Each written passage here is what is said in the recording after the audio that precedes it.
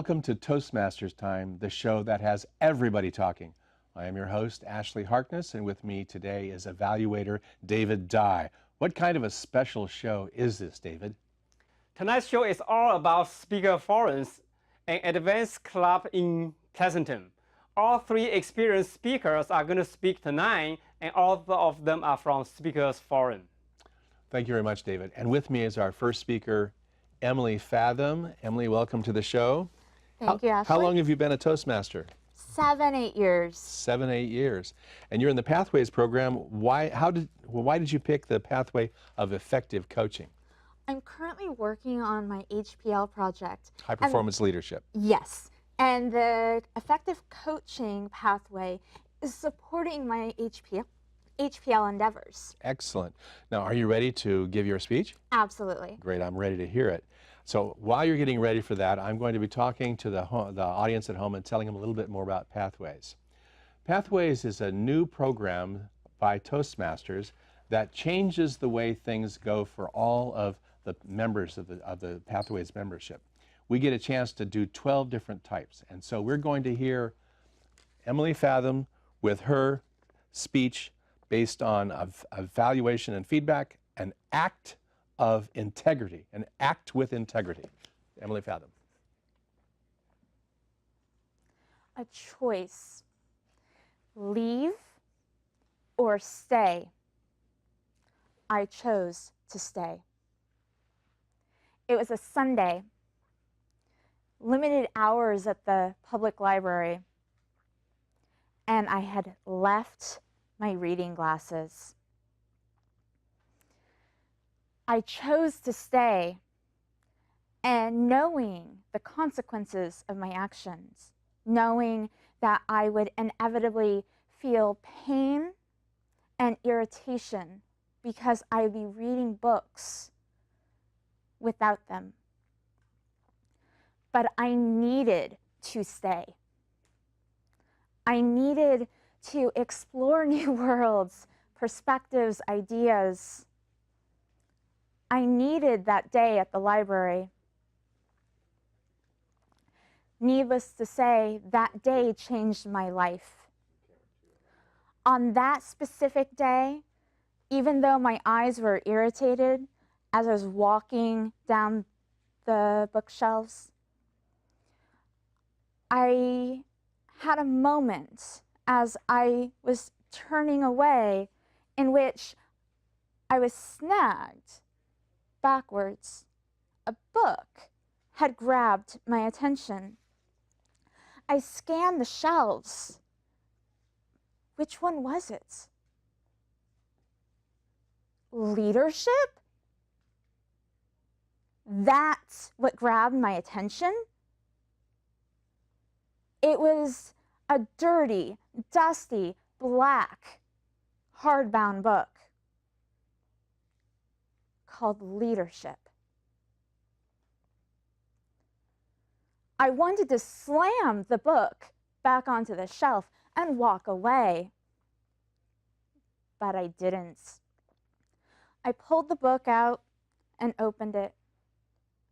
I started to read it, and my mind was blown away. I took that book back with me and did an immediate subject search to see if there were other books along the same lines.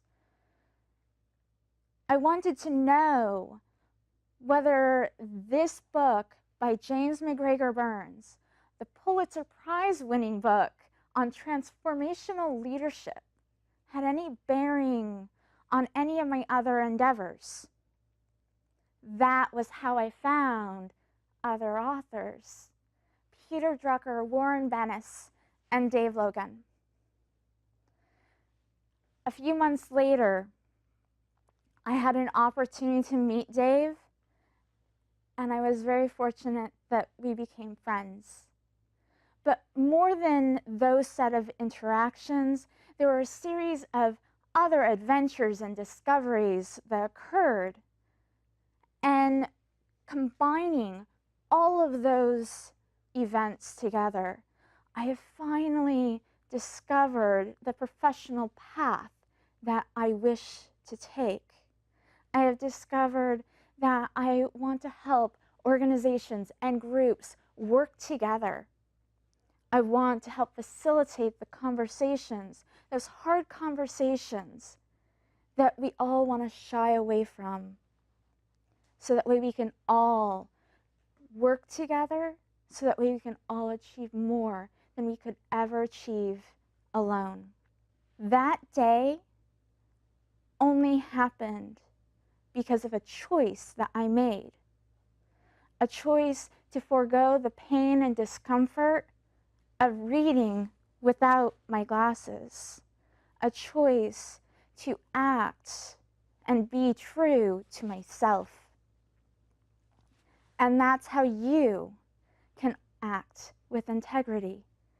It's the small things, the small habits, the common habits, the idiosyncratic habits, the seemingly bizarre, unusual, those without rhyme or reason.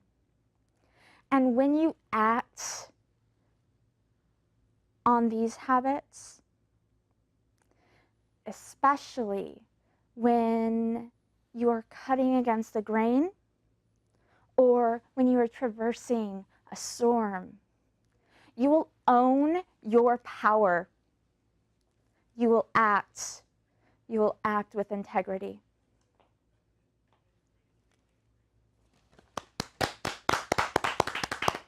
Thank you. Thank you, Emily. A speech about integrity. So let's hear from our evaluator, David Dye. What did you think about her speech and her attainment of her objectives? Actually, I love your story. I love your speech. The speech is about the choice. You have to make the choice when you walk into the library to stay or not to stay. So that beginning of your speech caught my attention right away. I want to listen more what you are going to do without the glasses in the library. And then you move on to your body of your speech, and then you find a book about the leadership without wearing a glasses. I even want to listen more. What are you going to do with that book, Leadership? I really like the smile on your face when you speak. Your smile was so genuine when you speak on the stage with the audience. I also like the way how you conclude your speech. At a certain point, you kind of lost your thought, but you didn't panic. You pause, and you pick up your thoughts, and you continue your speech. Great job, Emily. I want to listen more in the future speeches. Thank you. Thank you, David. Thank you for that evaluation. And now we go on to our second speaker. Please help me welcome to speakers Toastmaster Time, Phil Covington. Phil, you've been a Toastmaster for a while. What made you decide to join Speakers Forum? I wanted to become a member of Speakers Forum because it's an advanced club, and I wanted to try to get to the level of some of the more advanced speakers. It's a work in process. Work in process. You've chosen the path dynamic leadership, and this is an icebreaker for you. Why did you choose dynamic leadership? In order to be a good management consultant, you have to have dynamic leadership, good communication skills, and effective leadership with small groups, big groups, and be able to speak to different levels of an organization. Okay, excellent. Are you ready to give your speech? I'm ready. All right, I'm ready to hear it. So let's hear from Phil Covington in a moment. While you're getting ready to give your speech, I'll talk to the audience about pathways. This is an icebreaker, which is the first speech that Phil would give in front of his audience. They would get to learn a little bit more about him and see his strengths and also hear what he has to say about a particular subject. So let's hear his speech. Phil Covington with Intro to Process Improvement. Phil Covington. Hello. My name is Phil Covington, and I am a certified Lean Six Sigma black belt. Now, you may be wondering, what is a Lean Six Sigma black belt? Are you going to do karate? No, no, no. I don't know karate, and I'm not going to perform any karate moves for you. Being a certified Lean Six Sigma black belt means I have extensive training in process improvement. We frame the framework of process improvement in the DMAIC model, and we use the tools of Lean and Six Sigma in order to attack a problem. Now, what is DMAIC? It sounds like a made-up word that has maybe too many consonants. And how about Lean and Six Sigma? Sounds like a three-word noun. DMAIC actually stands for define, measure, analyze, improve, and control. Lean and Six Sigma are two different ways to approach a process problem. Have you ever, as a mom, a dad, a coach, or a mentor, took a group of boys or girls out to play a sport, and they've been out all day, and at the end of the day, they have a problem? What would this problem be?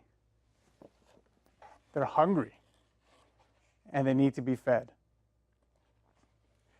So one of the ways that we can measure the problem is by defining how far away and how accessible are food to these hungry kids. Looking on Google Maps, I found a fast casual pizza place that delivers pizza on time at a decent price. So we gather all these kids and we make sure that we count them so that we don't leave anyone behind. So now I'm analyzing my situation. Improve. Do I let them all run in at the same time and jump in line, or do I make sure that they file single file? One of the things we want to do once we put these processes in order, or put the kids in order, is to control. How do we ensure that our plan is operating the way that we want it to? What's our reaction when things go out of control? How do I make sure that everybody gets fed? How do I make sure I'm not missing a kid? Let's now turn to the pizza making process, and we'll take a look at how Lean and Six Sigma apply in a fast casual pizza environment.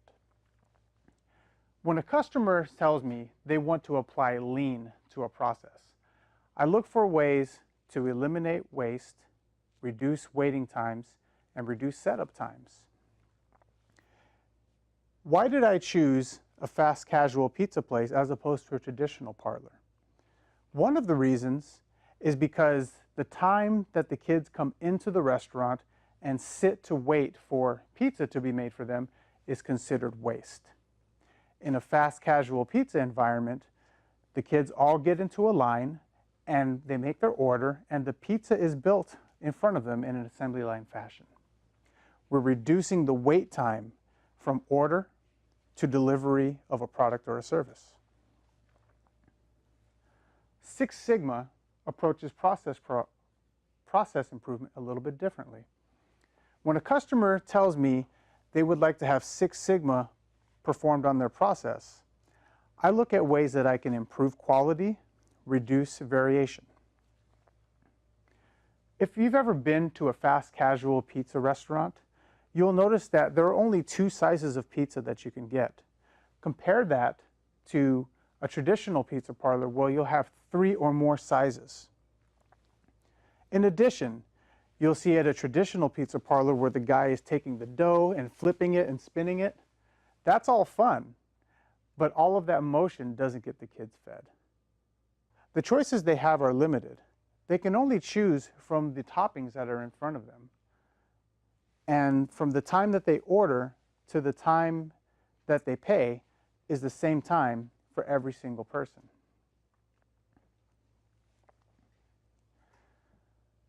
Now, Lean and Six Sigma are the same in a sense that they analyze the root cause of a problem. Where Lean is different is it is looking for continuous flow and breaking any kind of bottlenecks in a process, whereas Six Sigma takes a look at what a customer wants and reduces any type of variation that the customer can see. Thank you for your time, and I hope you found this information informative. Feel free to contact me if you have any additional questions. Thank you very much, Phil. And of course, we need an evaluation to help Phil in his speaking skills. So for our evaluator, David Dye. What do you got to say about this, David? Hey Phil, this icebreaker speech, I really like it. And this is my first time to listen to your speech. You have done a great job on the stage. You look so natural when you're on the stage speaking to the audience. Your facial expression, I really like it. You have a good smile on your face. And then you have good big hand gesture and body language on the stage. I love it. Maybe I wish you can do a little bit longer when you're doing that body language on the stage. The whole process, you explain it very well, very slow, very easy to follow. Hand gesture is great. You have very natural hand gestures. When you're talking to the audience, body language, hand gesture, facial expression, and eye contact. Those are the four very important things to start your journey at Toastmasters. Great job. I'm going to hope to listen to your speeches more in the near future. Thank you. Thank you, David. And now with me is our third speaker, Manoj Ramanan. Welcome to Toastmaster Time. Thank you, Ashley. Your speech is, this one, you're talking about a persuasive speech. How Yes. difficult is it to do a persuasive speech? Oh, it's pretty difficult. Very difficult.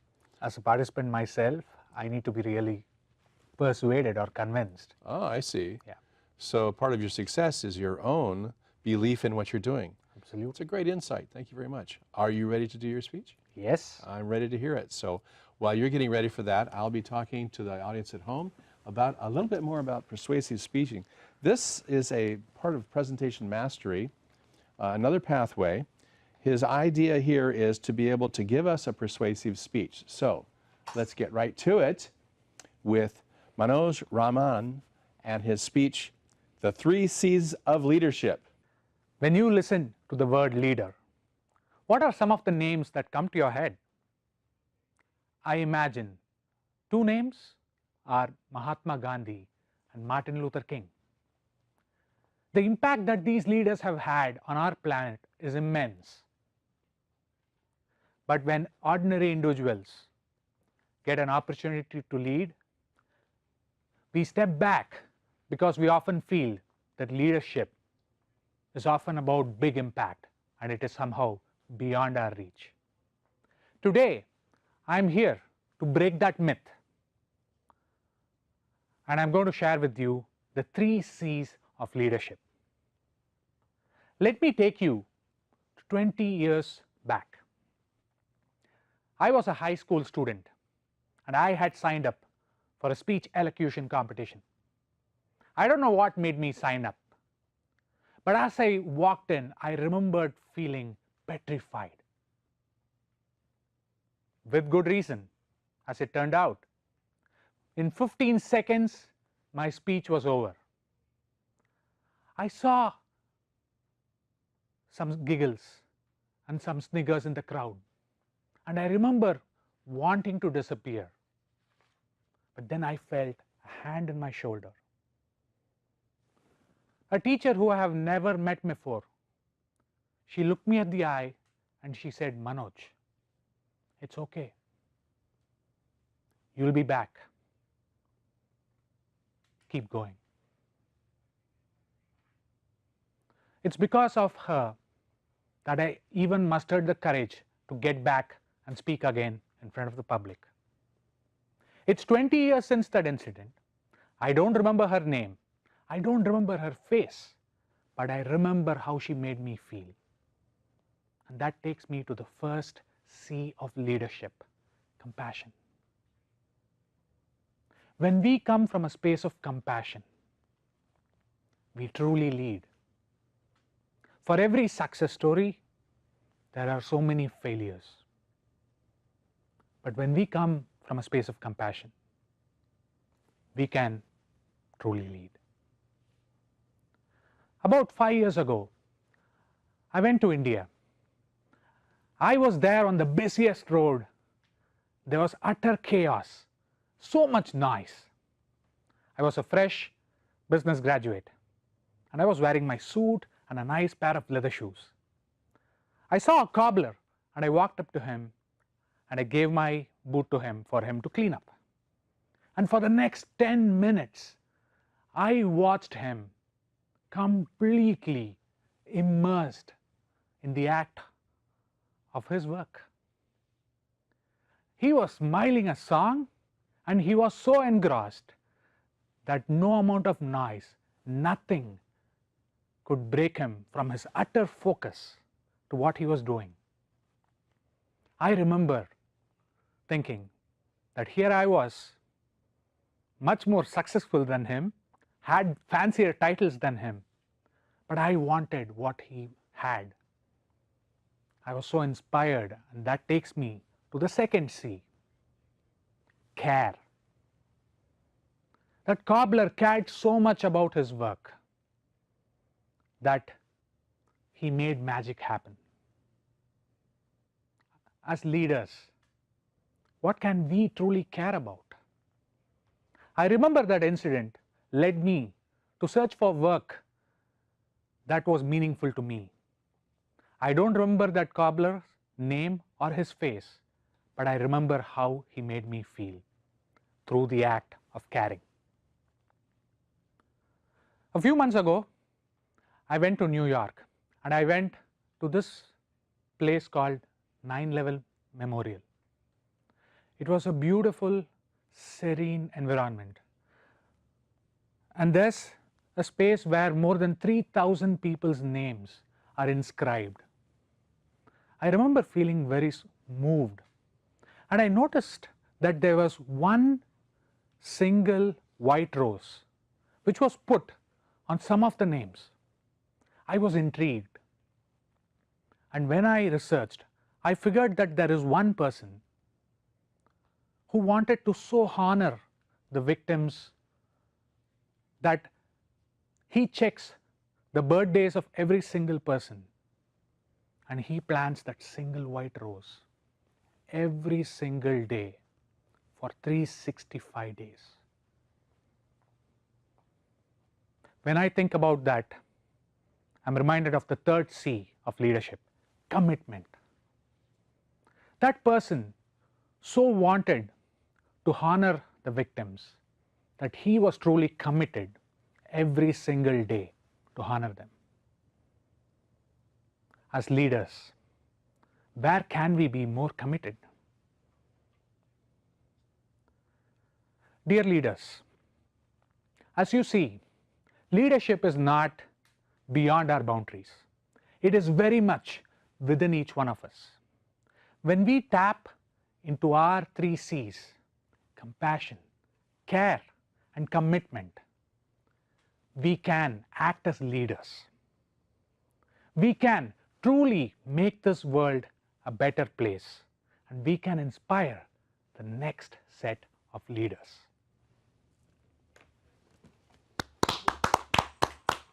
Very, very persuasive. Well, David, you've heard the speech. Your evaluation, please. Wow. About the leadership again, I Yes. like those 3 C's. Yes. Compassion, care, commitment. Manoj, I really like that 3 stories that he gave in his speech. Personal story, very persuasive, and I really love those stories. And that's about the personal story. The great speech always going to have personal stories, connections. And the audience, as myself, I can really relate to those 3 stories in Manoj's speech. Were you persuaded? I was persuaded. Yes, it was. Everybody very can good be about a that. leader. Everybody can be a leader, and those are things that we can have for ourselves.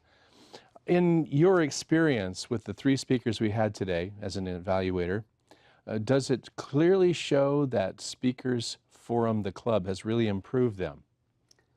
I'm a president of the club. I joined the club 2 or 3 years ago. When they came to this club, I introduced Manoj to this club, and I also met Phil somewhere in the conference. And Emily, I also know her before. After they joined Speaker Forum, I really see they got what the good things about the Speaker Forum, evaluations. And they integrate the evaluation into their speech, and then I can really see the quality of their speeches here today. So your belief is that they're coming to Speakers Forum, they increase their skills, their speaking skills. Yeah. Well, that's something that's a hallmark of the particular club. It's an advanced club, and we expect people to come in already with skills and do better. And the evaluations are all done by the members of the club, correct? Correct. So the one thing that we do very unique at Speaker Forum is a round-robin evaluation. Not one person evaluate a speaker's speech. Everybody has a chance to evaluate every speaker. That means there are a lot of different viewpoints. Correct. Not just one. Not just one, not just two, but many. And then the evaluation also very authentic, but still very friendly. We don't want to discourage anybody. Okay, well, those are good points, and I want to thank you very much for being an evaluator.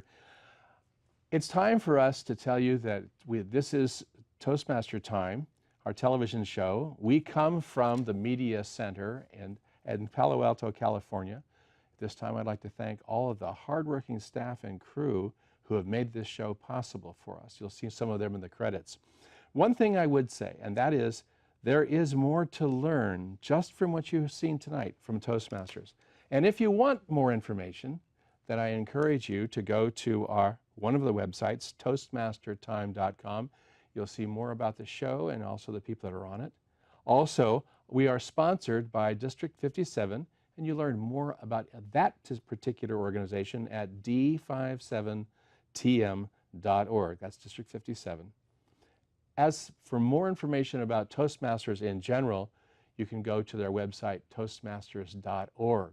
So, for the staff and the crew and the members of all the speakers tonight and all the workers who put this show together, your host, Ashley Harkness, and David Dye, our evaluator. Thank you for attending with us, and let's all keep on talking. Great. Thank you so much. Yes, good job.